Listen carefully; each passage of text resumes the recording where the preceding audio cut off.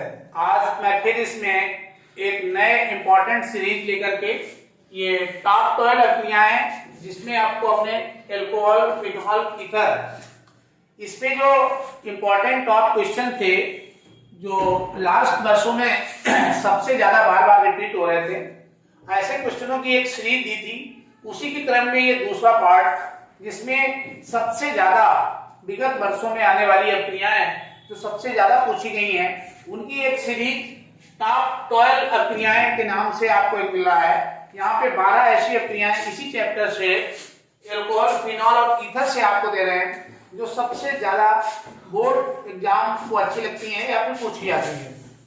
उसमें जो सबसे पहले प्राथमिकता मिली है वो है ग्रिग्नार्ड अभिक्रिया, ग्रिग्नार्ड अभिकर्मक। तो ग्रिग्नार्ड अभिकर्मक से आपकी प्राथमिक, द्वितीय और तृतीय एल्कोहल प्राप्त करने का जो एक अभिक्रिया है, रिएक्शन है, ये आपसे कईयों बार पूछा गया है।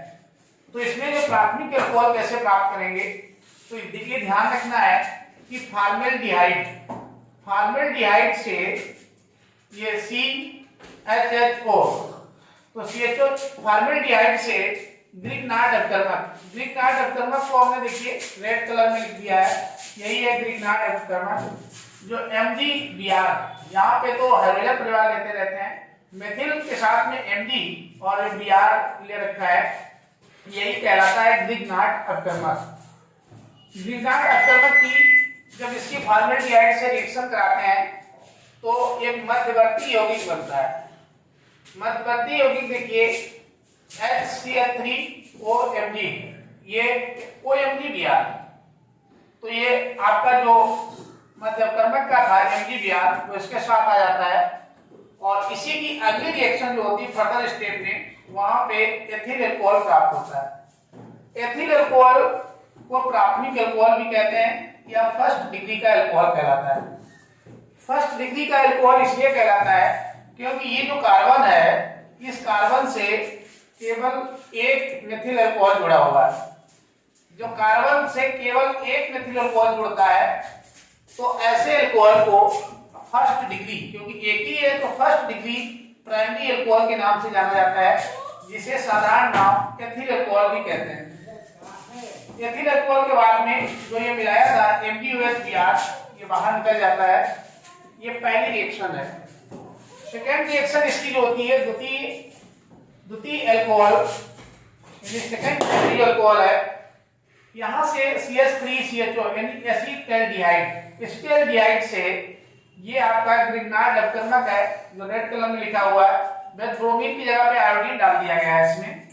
जब एसिटाल्डिहाइड लेते हैं तो आयोडीन को ऐड कर लेते हैं, उसमें जो मध्यवर्ती यौगिक बनता है तो ये CH3CH कार्बन से दो जुड़ जाते हैं, OMgI जो ये था ये ऐसे रह जाता है, एक जो ये था उसके साथ चला जाता है, तभी तो दो बना लेता है।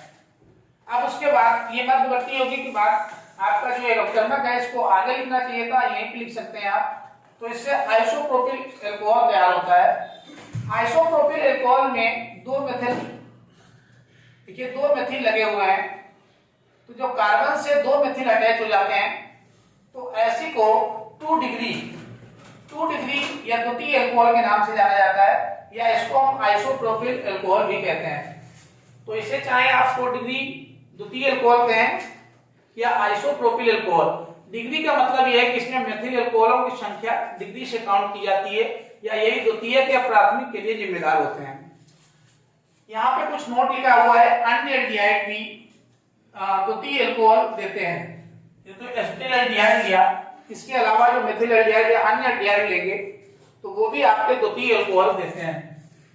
तीसरी में जो तृतीय अल्कोहल है वो कैसे प्राप्त करते हैं, वो एसीटोन से प्राप्त की जाती है। एसीटोन को आपका ये देखिए ग्रिग्नार्ड अभिकर्मक से इसकी रिएक्शन करा दी, उससे एक कार्बन जो है 3 मेथिल से जुड़ गया और बाकी पार्ट सिंगल रिएक्शन है, OMgI ऐसे रहेगा। इसको हम चाहें तो इधर लिख लेते हैं, यहीं पे लिख देंगे। अब इसका जो कार्बन परमाणु है वो देखिए 3 मेथिल से जुड़ गया है, 1 2 3। तो जब 3 मेथिल से जुड़ेगा तो वहां पे 3 डिग्री या फिर इसको ब्यूटिल अल्कोहल भी कहते हैं, या 3rd डिग्री, तब 3 टाइप की अल्कोहल होती है। तो इस तरीके से ग्रिग्नार्ड अल्करमक ग्रिग्नार्ड रिएक्टेंट्स जो होता है, इससे आप प्राथमिक, द्वितीयक और तृतीयक अल्कोहल प्राप्त कर सकते हैं। केवल ग्रिग्नार्ड में यहाँ पे Br लगा दिया, बाकी में आयोडीन और ग्रिग्नार्ड का जो मेन कंपोनेंट है मेथिल और MgCH3 और इनको आप बदलते रहते हैं। तो इस तरीके से ये हेलोजन फैमिली का कंपोनेंट आप यहाँ पे प्राथमिक, द्वितीयक और तृतीयक अल्कोहल को आसानी से बना सकते हैं। चलिए अब चलते हैं नेक्स्ट पे। इसमें देखते हैं कौन सी अक्रियाएं जो आपके टॉप 12 अक्रियाओं में है। तो इसमें लगी हुई है फ्रिंडल क्रॉफ्ट अक्रिया। निर्जल AlCl3 की उपस्थिति में फिनॉल मेथिल क्लोराइड से क्रिया करके आर्थो पैरा क्रिसॉल का मिश्रण प्राप्त मिलता है।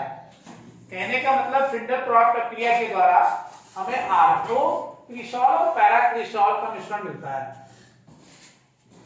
तो जब फिनॉल के साथ में मेथिल क्लोराइड रिएक्शन करता है, वो भी निर्जल AlCl3 की उपस्थिति में, तो उस समय आर्थो क्रिसॉल और पैरा क्रिसॉल, ये पैरा क्रिसॉल का सूत्र है और ये आर्थो क्रिसॉल का सूत्र है। तो ये दो चीजें हमें प्राप्त होती हैं। इसी क्रिया को फ्रिंडल क्रॉफ्ट प्रक्रिया के नाम से जाना जाता है। तो ये इसका मेन कंपोनेंट फिनॉल से बनाया जाता है, मेथिल क्लोराइड की मदद से।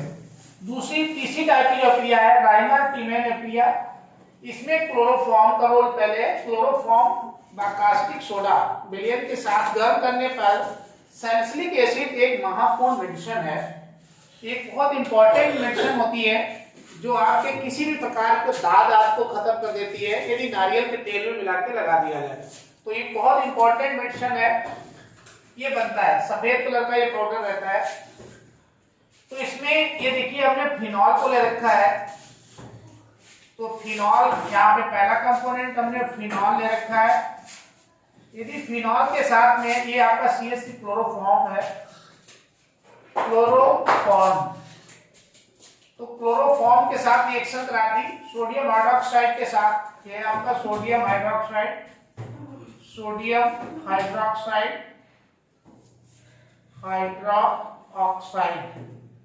तो सोडियम हाइड्रोक्साइड के रिएक्शन कराकर मिश्रण को गर्म कर दिया जाता है।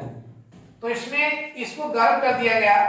यहाँ पे जब इसको गर्म करते हैं तो गर्म करने से एक साथ सब मिला के गर्म कर दिया। गर्म करने से ये जो मिलता है विलयन, यही आपका सैलिसिलिक एसिड है। यहाँ पे लिख दीजिए सैलिसिलिक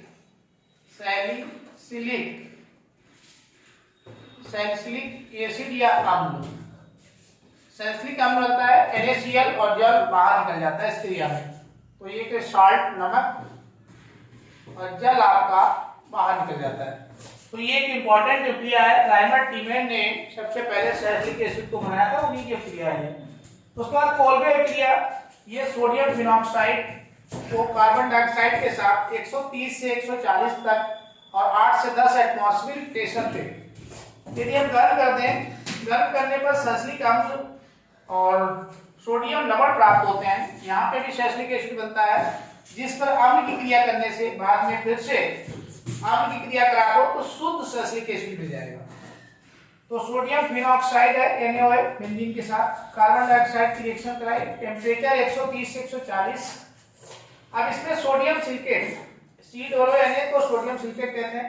ये सोडियम सिलिकेट बनाया, फिर इसमें अम्ल की क्रिया करा दी, ये Cl जैसे इसके ऊपर डाला गया और ये Cl से क्रिया करके ये सैलिसिलिक एसिड बना लेता है, ये बेंजीन प्लस COOH। तो इस तरीके से ये 3 रिएक्शन आपकी, इसमें बहुत महत्वपूर्ण, कोई बड़ी रिएक्शन नहीं है। 2 बार आप इनकी प्रैक्टिस करेंगे तो प्रैक्टिस करने के बाद इनको आसानी से आप बना सकते हैं। चलिए अब चलते हैं नेक्स्ट प्रक्रियाओं की ओर। इसमें अब नेक्स्ट जो है लीवरमैन नाइट्रो क्रिया। इसमें एक तरीके से फिनॉल का परीक्षण किया जाता है। ये टेस्टिंग ऑफ फिनॉल के लिए प्रयोग की जाती है। इसमें फिनॉल का परीक्षण, तो लीवरमैन नाइट्रो क्रिया फिनॉल सोडियम नाइट्राइड तथा सांद्र H2SO4 के साथ यदि इसको गर्म के साथ क्रिया करके भूरा पदार्थ, एक भूरा पदार्थ बनाता है जो फिनॉल से क्रिया करके लाल रंग देता है, और यह मिश्रण NaOH से मिलाने पर हरे या नीले रंग का में बदल जाता है, हरे या नीले रंग में बदल जाता है। यह क्रिया फिनॉल परीक्षण में प्रयोग की जाती है या प्रयुक्त होती है। तो ये जो लीबरमैन नाइट्रोड क्रिया है, इससे फिनॉल की टेस्टिंग होती है कि ओरिजिनल है या नहीं है। आठवीं वाली है एथिल अल्कोहल के निर्जलीकरण। निर्जलीकरण से प्राप्त होने वाले दो पदार्थों के नाम तथा संबंधित सूत्र भी देती है। तो एथिल अल्कोहल, तो एथिल अल्कोहल से के निर्जलीकरण है, उसके सारा पानी हटा दिया जाए तो उसके कौन से दो पदार्थ बनेंगे, उनके सूत्र भी देने हैं, क्रिया भी देनी है।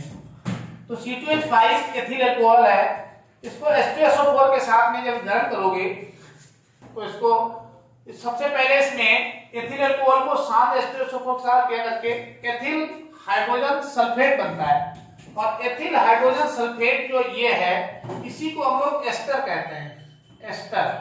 तो यहाँ पे एस्टर का निर्माण होता है और साथ में जल बाहर निकल जाता है। तो ये क्रिया विभिन्न परिस्थितियों में भिन्न भिन्न पदार्थ देता है।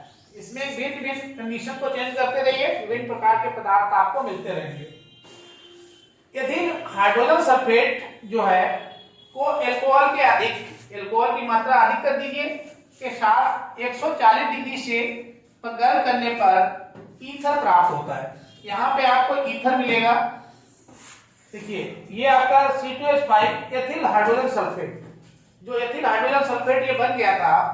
अब इसी एथिल हाइड्रोजन सल्फेट ये जो है इसी को अल्कोहल के अधिकता में H2SO4 ये HOCH2, तो इसकी अधिकता में इसको 140 डिग्री सेंटीग्रेड पे यदि गर्म करेंगे तो यहाँ पे आपको ईथर मिलता है और सल्फ्यूरिक अम्ल बाहर निकल जाता है। उसके बाद दूसरी क्रिया एथिल हाइड्रोजन सल्फेट, जो एथिल हाइड्रोजन सल्फेट था यदि इसको 160 से 170 डिग्री सेंटीग्रेड पे सल्फ्यूरिक अम्ल की अधिकता में गर्म कर दिया जाए, अधिकता में, तो एथिलीन गैस बनती है और साथ में सल्फ्यूरिक अम्ल यहाँ पे भी बाहर निकल जाता है। और 160 से 170 पर गर्म करने पर एथिलीन, यहाँ पे आपको मेन चीज एथिलीन प्राप्त हो जाता है। तो इस टाइप से यहाँ पे एथिल अल्कोहल के निर्जलीकरण करने से देखा होगा कि एक तो एथिलीन प्राप्त होती है, एक ईथर प्राप्त होता है, और इसका सबसे मेन कंपोनेंट जो बनता है वो एथिल हाइड्रोजन सल्फेट। यही एथिल हाइड्रोजन सल्फेट आगे आपको ईथर बनाने में सहयोग करता है। तो इस तरीके से ये रिएक्शन आपकी रिवीजन वर्क कर रहा है, बहुत ज्यादा महत्वपूर्ण है, इनको आपको रेडी करके रखना है। चलिए, थैंक यू फॉर वॉचिंग।